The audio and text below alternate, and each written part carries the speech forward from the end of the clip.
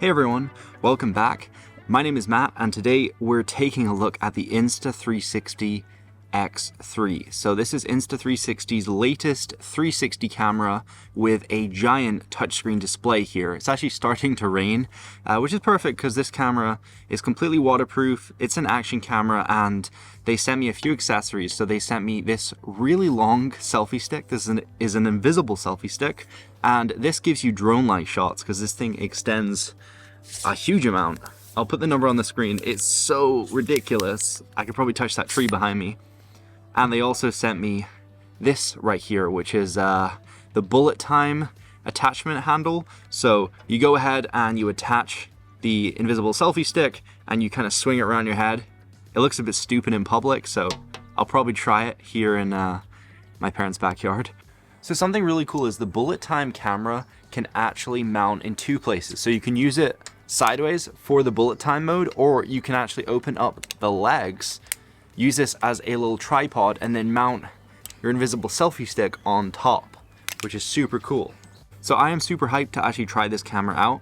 I've done a few videos on other Insta360 cameras like the One RS as well as the Go 2, but this is dedicated for the purpose of just 360 footage. And there's a hot tub behind me over there, so it's likely I'm going to go in the hot tub and test out the underwater ability of this, just to see how it handles inside the hot tub. Obviously it's probably not ideal in a hot tub because like it's hot, so you know, it could like melt away some of the glue. It's probably not advised, but I'm going to try it anyway.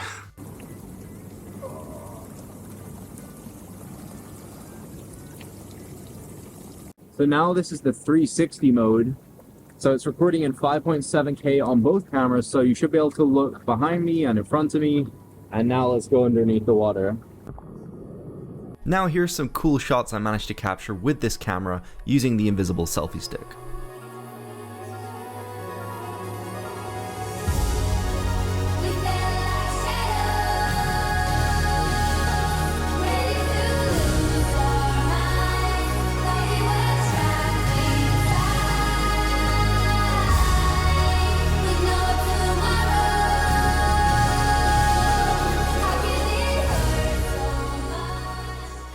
So now I decided to mount the camera onto the drone. Can I just say, if you're going to pick this camera up, please do use my affiliate link in the description, but let's just see how this turns out.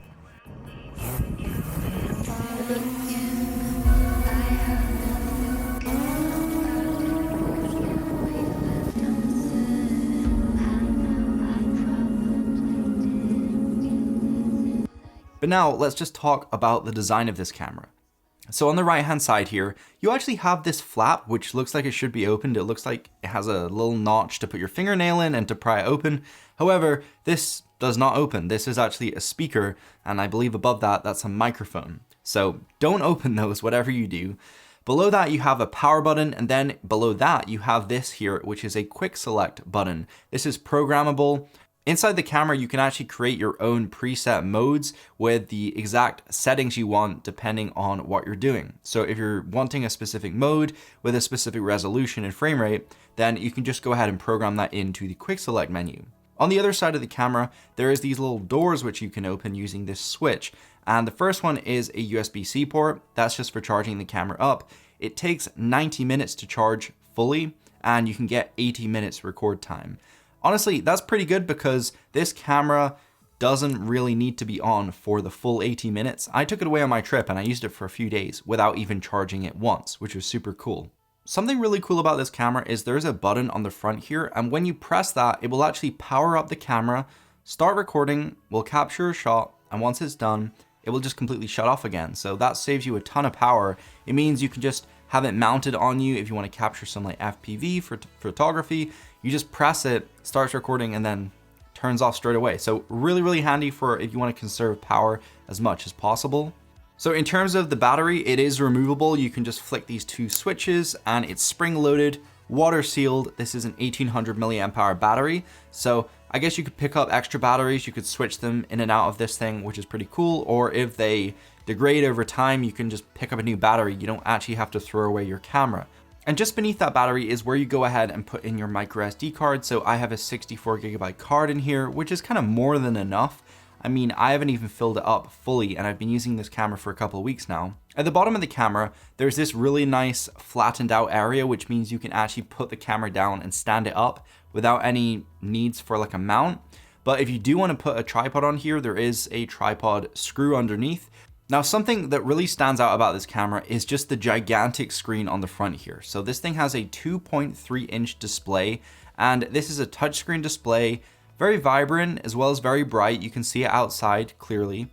And this is so convenient for just controlling your camera. You can dial in the resolution, the frame rate, and it's even handy when you want to play back your content. You can go ahead and actually look around in the 3D perspective, as well as trim through your video without any issue, without actually needing your smartphone. So that's really convenient. It saves you pulling out your smartphone and pairing it and waiting for it to pair. You can just quickly swipe over from the side and start viewing all of the pictures and videos you've taken directly on this giant screen right here. If you swipe down, it brings up this iPhone-like control panel where you can go ahead and pair Bluetooth headphones. You can turn on and off your LED light. You can also turn on and off your vibrations, as well as the feature I showed you before, the quick startup, which quickly starts up and records. You can turn that off and on. I guess if you turn it off, it will just preserve the power that little bit more. You can also go ahead and change your microphone settings, so you can choose whether you have wind reduction or it can focus on a specific person's voice. And the audio is pretty decent. I mean, it's not anything amazing, but it does sound pretty good from my ears. Now, even though the screen is really good for watching back your content, controlling your camera, the smartphone app is a no-brainer in terms of just editing your footage. This thing is amazing. There's so many features inside the app. You can reframe your shots, you can change the resolution, the aspect ratio.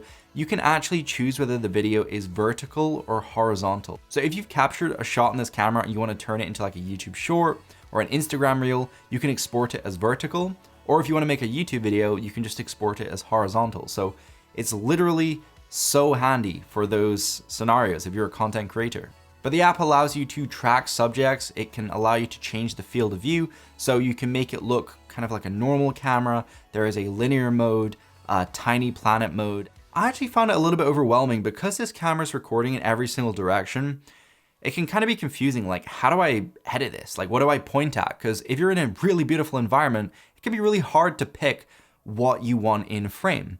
And so I actually found that letting the AI edit the video for me is a really great solution, because it saves all the hassle and time of my indecisiveness, which is super nice. So the AI editing is pretty cool.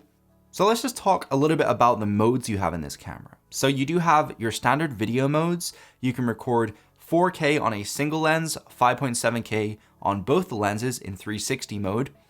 I kind of wish you could record 8K, because like 4K on each side, surely you can record 8K, but no, it only gives you the ability to record 5.7K. You also have the ability to record HDR video, as well as HDR photos, as well as standard photos. You can take up to 72 megapixel pictures from this, which is just literally crazy. And then you can also go ahead and take time lapses, as well as a time shift mode. So time shift is kind of like a time lapse, but it moves and adds motion blur. So I actually did a time shift of driving down a road, and it does look pretty cool, honestly. It's a little bit cooler than just a static time lapse. And then, like I showed earlier, you have that bullet time mode, which records a really high frame rate, and it gives you a slow motion shot of sort of this camera spinning around your subject, which is pretty cool. Anyway, guys, that is pretty much it. That's the Insta360 X3. An awesome 360 camera with a huge touchscreen display that's fully waterproof and is just great for any adventure, honestly. This is a great replacement to just lugging around your huge mirrorless camera, and it can capture some super interesting shots. So I've had a lot of fun with this, and I would like to thank Insta360 for providing this unit for me to review. But the video is not sponsored. All of my opinions and thoughts throughout this whole video were completely honest. So yeah, if you guys like the video, definitely do hit the like button down below, smash subscribe button, smash that bell icon, and I will see you guys in the next video.